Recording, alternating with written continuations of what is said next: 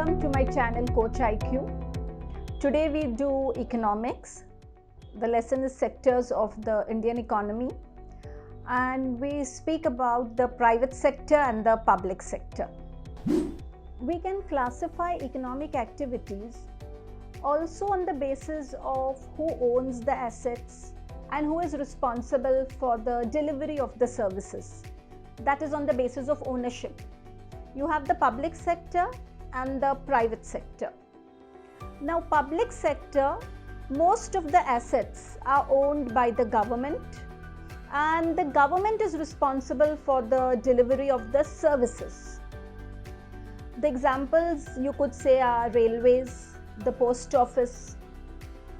Now, the government in the public sector, the sole aim is not profit.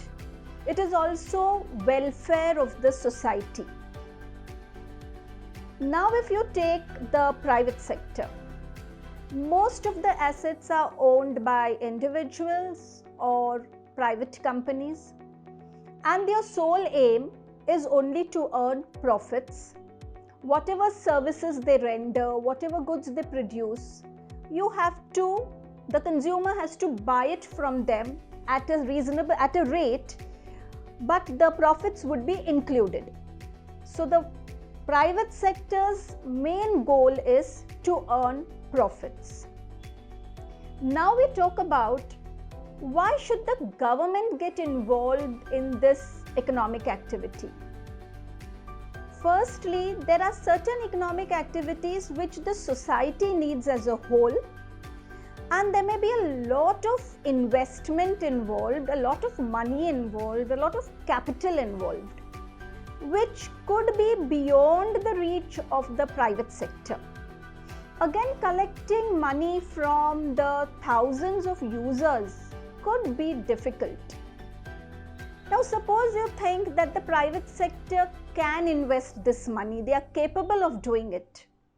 Even if they do it, they would charge a high rate from the people, from the consumers, and this high rate may not be affordable by many. Like you can say construction of roads, harbors, ports, generating electricity, providing irrigation through dams. So if these services are given at a high cost by the private sector, many people would not be able to afford it. So the government has to step in and invest capital in all these activities so that it is available and accessible to everybody. Secondly, there are certain activities which the government has to support. Many industries and businesses would not function if the government does not encourage it. We take the example of electricity. If electricity is sold at the cost at which it is generated, it may not be affordable by many because the cost of production in the industries would increase. And many industries, when they cannot afford it, especially the small industries, they would close down. When industries close down, people go out of work. So unemployment would increase, and no government wants this. Unemployment has to be controlled. So again, the government steps in. Government produces electricity and sells it at a rate which is affordable to the industries. And of course, a part of the cost is then borne by the government. You can take the example again of farmers and consumers. The government buys wheat and rice from the farmers at a rate which is affordable, so that the farmer also doesn't face a loss, at an affordable rate, stores it in the granaries, and then sells it to the consumers at a very reasonable rate through the fair price shops or through the ration shops. So in this way, both are benefited, the farmer as well as the consumer. Again, it is the government which bears a part of the cost. There are certain activities which are the primary responsibility of the government, namely health and education. we all know a healthy population, a literate population is always an asset to the economy.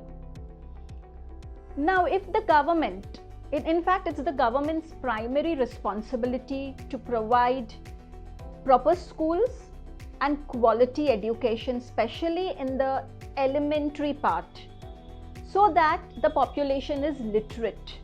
A literate population would always be an asset.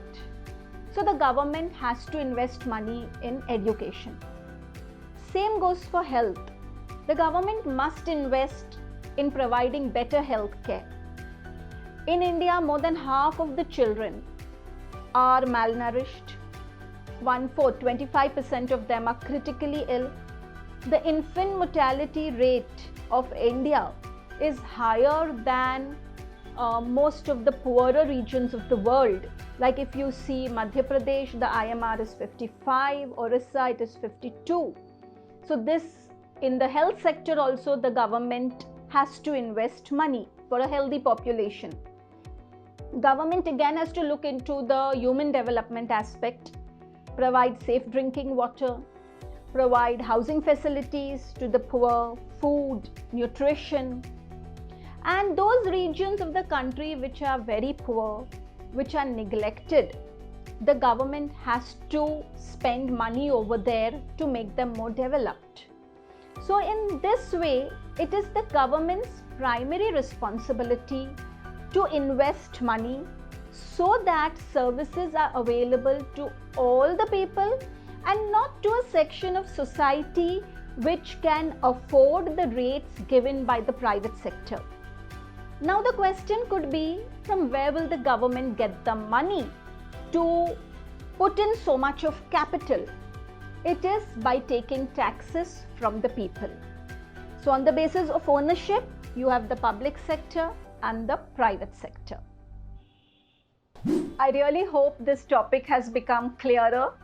And if you have any queries, please post them in the comments below. And do like the video, share it with your friends and classmates, and subscribe to my channel to continue studying with Coach IQ.